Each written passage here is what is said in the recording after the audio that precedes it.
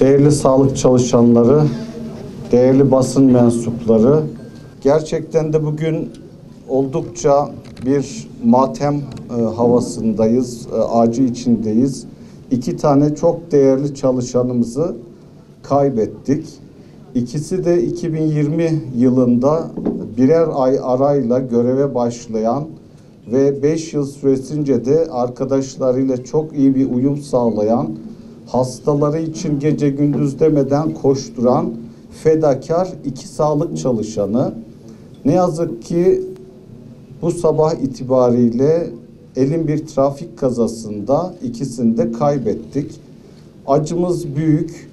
Bu anlamda bu arkadaşlarımızı üniversitemize, hastanemize yapmış oldukları katkılardan dolayı minnetle her an anacağız ve hatıralarını yaşatmaya çalışacağız.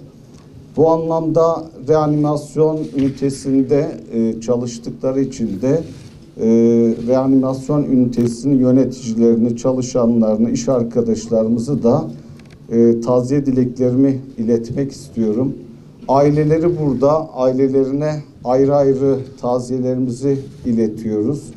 Aileleri, eşi ve çocukları için yapabileceğimiz ne varsa biz yönetim olarak, hastane olarak her türlü desteğe hazır olduğumuzu belirtmek istiyorum. Bu anlamda erken kayıplar, ani kayıplar, genç kayıpları insanda daha derin izler bırakıyor. Bu arkadaşlarımızın bu acısını da tazeliğiyle, şiddetiyle tüm kalbimle hissediyorum. Katılımınız için teşekkür ediyorum. Rabbim mekanlarını cennet etsin. Saygıdeğer hocalarımız, sağlıkçılarımız, göstermiş olduğunuz bu ilgiden dolayı çok teşekkür ediyoruz. Acımızı paylaştınız, bize yardımcı oldunuz. Onların da gayesi hizmetti, insanlığa, sağlığa hizmet etmekti.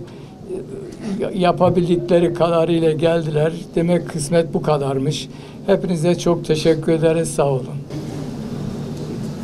Uğur'un abisiyim ben. Uğur'la Ozan'ın abisiyiz. Hepinizden Allah razı olsun. Hepiniz birer dua edin.